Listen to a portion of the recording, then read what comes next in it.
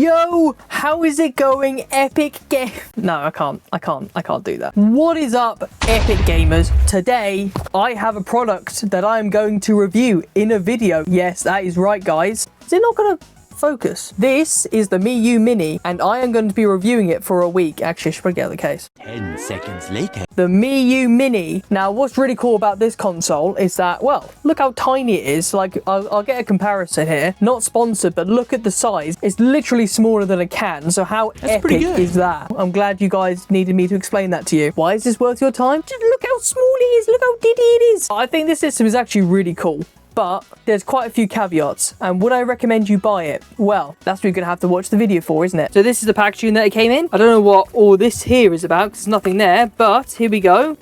Here is the console itself, and again, you don't really realize just how small this device is. So let's get it out of its packaging. There's a little instruction manual here. Oh, there you go. I was going to say which is all in Chinese, but no, there's an English one here. Epic. That's another thing for me to not read. There's a micro SD to USB adapter, so that's quite handy to have. Here's an included charging cable. I'll probably end up using my own one, but it's really nice they've actually included one. Oh, and there we go. It is 64 like the Nintendo, who knows. And finally, the piece de résistance out of the sleeve. Look at that. Wow, yeah, the buttons do feel quite nice, and so does the D-pad. The D-pad feels a little on the spongier side, but it's very similar to a SNES one, so if you really like the SNES one, then that's what it's going to be like. L2 blah blah blah back buttons. It's actually quite a bit lighter than I thought it would be, and it's slightly bigger. It's not like big by any stretch of the imagination, but it's slightly bigger than I thought it'd be. Oh, I need to get my microphone closer for this.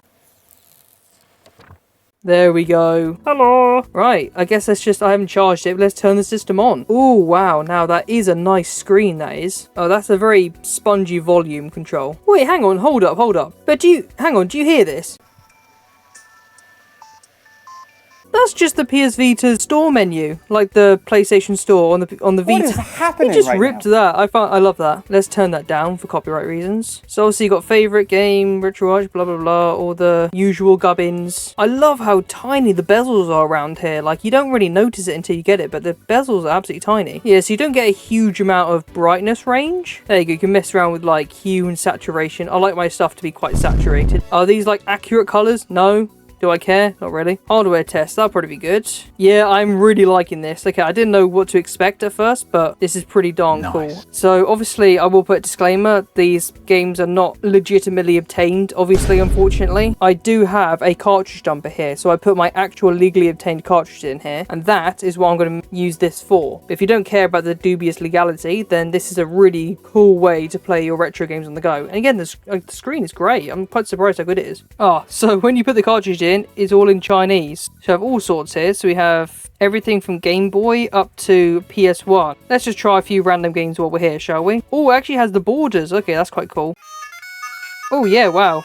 So it does actually get quite loud as well. Here we go. So here's the menu. But obviously I haven't put custom phone on here as of yet, and I will do at some point. And then so we can make save states, we can load save states, and obviously exit. So I'm quite familiar with Sonic 2, or most of the like mainline Sonic games anyway. Well, for some reason the sound is like quite off, but other than that, wow, yeah, look at that. That is a solid 60 frames per second from the emulation quality. I thought I'd grab a game that I'm a lot more familiar with. It's a bit hard to play in the lens, obviously, but that looks great, that does, man. Like, for the price, this is really solid emulation. Like, it's not just, oh, it's running at 60 frames. It's like, it's running at a very... Ow. I can't see any screen tearing or, like, frame pacing issues or anything... any of that nerdy stuff. If anyone just wants to play a retro game, this is more than enough. Like, I'm quite surprised, actually, at how well this is running. Right, let's go straight up to PS1 then, shall we? Run, I've any... So it does take a little bit to load there. Actually, let's go with Driver 2. Why not? Let's go with Driver 2. Here we go. Finally, we're seeing a demo. To be fair, considering the camera angles and stuff, this is quite a good test. And yeah, I mean, again, it's running very well. I don't see any, like, significant frame drops or issues. Just listen to the sound.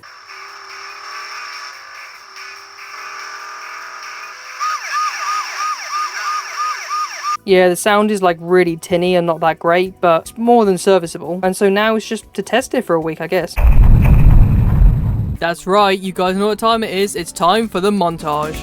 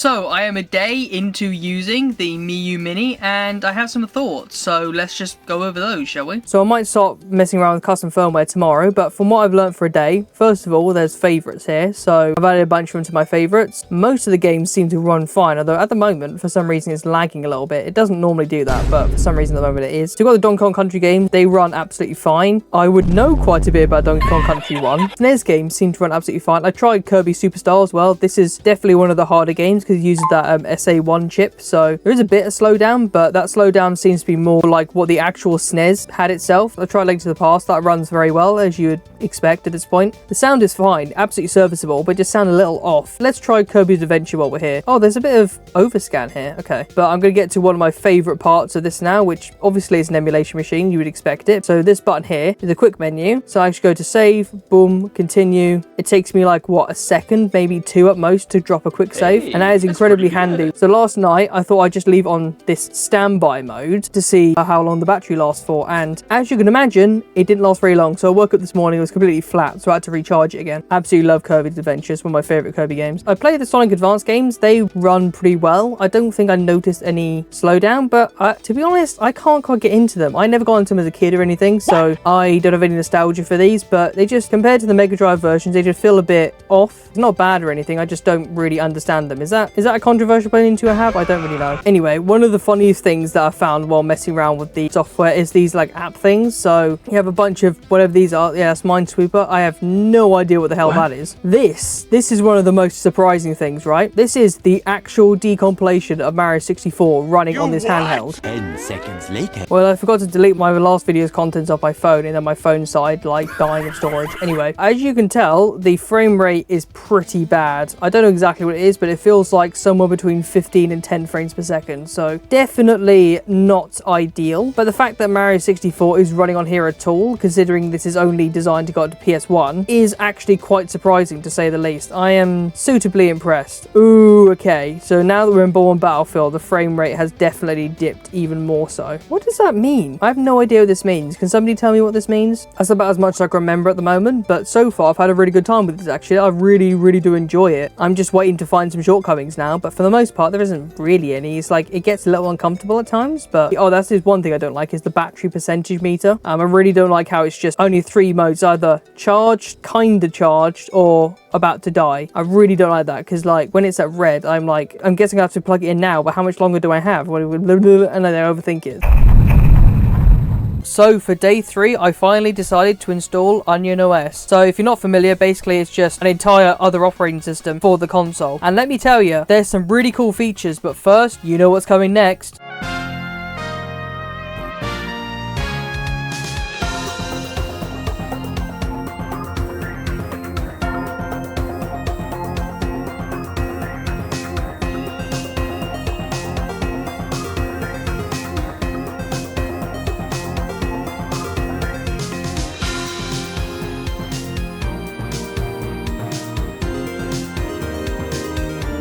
5 minutes later. Well, there's actually quite a lot to like here. So for example, the package manager, so that basically adds and removes programs for you and kind of makes it quite automated, so that's quite good. There's quite a lot to tweak here if that's what you want to do. It has this 240p sweep test, which is, if you're not familiar, it basically just helps you nerd out and make sure that your display is really good. It's called backlit zone test. It's kind of hard to pick it up on camera, but if it's like a bad quality screen, you'll see a lot of what's called haloing around here, or in other words, it will just be like too bright, kind of fuzzy. But even on camera, which doesn't look that good, you can still see just how accurate the pixel is. One of the coolest things that this one has is called Game Switcher. It's almost like on the Xbox Series S, where you have that quick resume. My brain's going now, I'm trying to think words. Just click that and jump straight to Donkey Kong Country. Or, you know, I can press this once and then I can jump into Mario Collection, and there we are, just like that, we're back into the Mario Collection. Or if I want to jump out of that, press it once, go back into, let's say, Wario's Woods. There we go, we're in Super Mario World. So that is actually a really cool feature. You hold it down, we can go back to the main menu. There we go. Sometimes it doesn't work for some reason. I really like the percentage meter up here, so I know almost exactly how much battery I have, so that's really handy. Ever since I knew there was a video player on here, there's something I had to do. As all Epic gamers know, this had to be done. Invite us over for a picnic, eh, Luigi? I hope she made lots of spaghetti. And the controls are a bit weird. So you use left and right on the D-pad. That's 10 seconds. But then up and down is like 60 seconds. But then B is to go frame by frame. This is really cool. Activity tracker. So it can actually shows you how much time I've spent in each game now. But now we're going to get into some negatives. So the first thing that's really confusing is the meter itself here, right? Let's go back into RetroArch. There you go. So it says 37 there, right? And if I go back, I think now it should also say 37. There you go, 37. That's fine. So you might be saying, what's the problem then? Well, if I plug it in, then we go back into RetroArch. There, look, see? Now it's jumped up to 100 for some reason. Obviously, it's not at 100%. All of a sudden, we're now at 41%. So we were at 37 before, now we're at 41. So the battery meter is all over the place, and I hope they fix that because I'm very confused as to how much battery I still have left. Oh yeah, that's another one as well. If you press and hold it, or like if you double tap it, you can like quickly switch between games. Did I do it then? There you go. So you can quickly switch between it. So that bit is actually really cool. I know it's a very nitpick thing, but for me, it's a lot more complicated than just having the like quick menu. I much prefer the quick menu than having to use shortcuts. Oh, look, now we're at 34%. At this point, my brain just really starting to forget what I'm even talking about half the time. And the sleep as well. Like, I think the sleep is pretty much exactly the same thing. It just turns the screen on and off, which will obviously save a bit of battery, but I definitely recommend, like, turning it off completely if you're not going to use it for a while. But the boot up times aren't too bad, actually. It's roughly about 15 seconds, which honestly, for something like this, if you're not going to have a proper sleep mode, I'd rather I'd rather less than 5 seconds, to be honest, but it's not horrific by any means. Again, a lot of this is nitpick stuff, but when you like devices like this as much as I do, and obviously you're going to have a lot of nitpicks. And the weirdest issue I've had so far, obviously you can't really tell on camera because I'm running at 30 instead of 60 FPS, which maybe I should have done 60, but I don't know, I'm recording this at 4K, I don't know what I'm doing. There is ever so slight stutter here, like it's hard to tell. Oh, I'm really bad at this game, aren't I? Why it's not a solid 60 FPS, I don't know why it's fluctuating like that. It really shouldn't be. I'm pretty sure it's the SD card. I really don't like SD cards.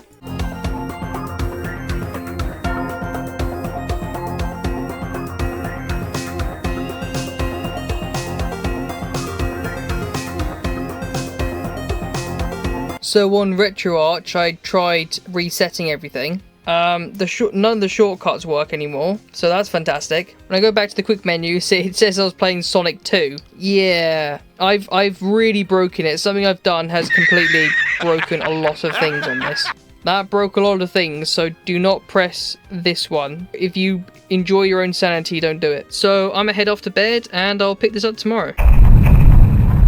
So now it's the weekend, yay! But I was really busy on the weekend, so I didn't play it a whole lot. Although, I did play a bit in the cinema, and I'll show you this clip, which I found really funny. Yo, what's up, epic gamers? So today, we're playing the Miyoo Mini, but it's in a cinema. Presenting Boost Best for Life. But I did learn a couple of things. Like, for example, the red bit on the screen, that's apparently a battery indicator that shows that it's going to die pretty soon. So that's kind of handy. So there was like weird insulation that was happening with the video for some reason. So I don't really get that. And then Monday happened. Or Sunday night, whichever one this was. For some strange reason, I was putting over my PS1 games. I put one game over in particular that I think may have caused the issue because the rest of them were fine. And that game was The Italian Job for PS1. And it doesn't play properly and everything, so that might be my fault, I don't know. But at this point, it completely crashed the SD card. Like, I put it into my computer and I couldn't even access the file system at all. This is the drive. It used to be called Onion OS.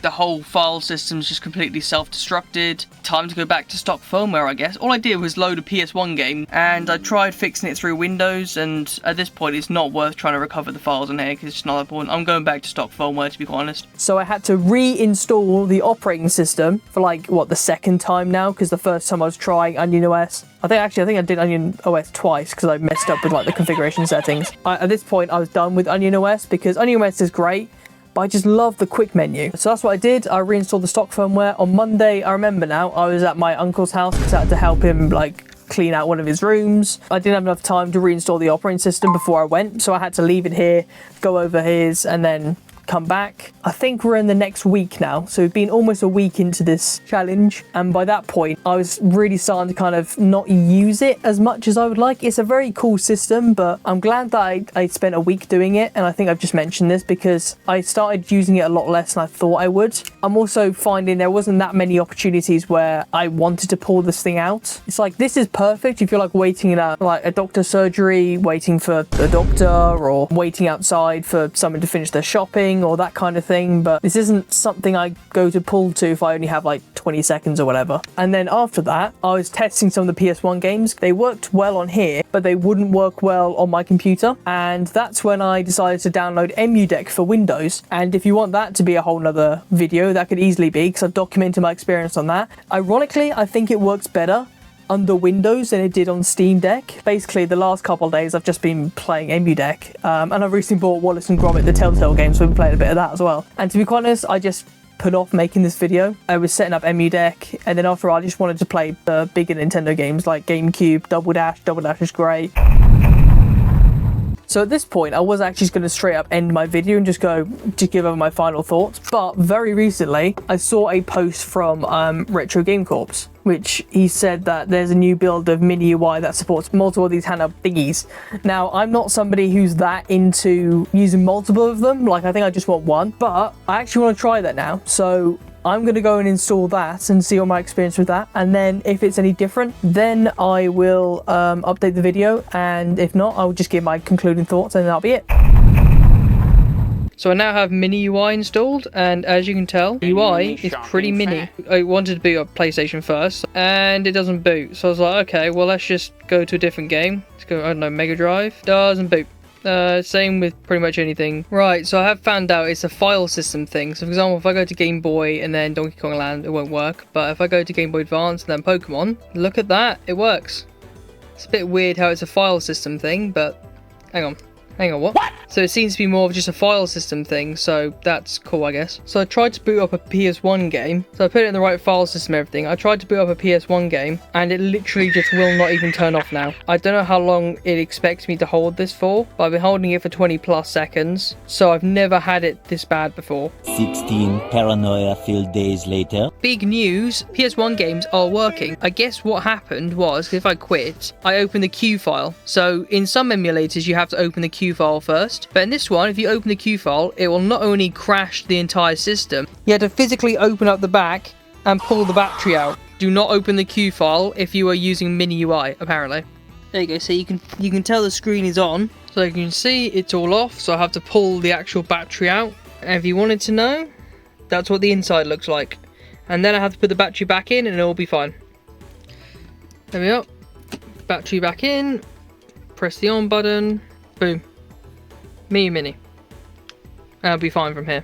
So overall, I actually do really like the Miyoo Mini. I think it's a pretty cool console. I'm still not entirely sure which operating system I'm going to use, so I might end up just having two SD cards that bounce between Mini UI and Onion OS, because I really like Onion's OS customizability. Almost everything else is better. Mini UI is a lot faster, I think. The fact that I can just boot up the system, get straight into game, the menus are very, very snappy, and most importantly to me is this quick menu that you can't see because of my camera. So, sorry about that, but I just love the quick menu. Like, I get a lot of people like shortcuts, but for me personally, I just prefer the quick menu. I do actually recommend it. It's a very solid device if you know that you want it. But if you don't know if you want it, if you're kind of on the fence between should I get it, should I not, you probably won't use it as much as you think that you will. I do think it was a good idea for me to film this over a week as opposed to just an initial honeymoon phase, as it were. I've learned a lot more by using it over a week than I would have just in a couple of days. That's my opinion. Thanks for watching. Go watch this video over here. Bye. Please, I am begging you just to hit that subscribe button. I don't think I'm asking a lot, but if you could give me a thumbs up. I know where you live. Hit the bell.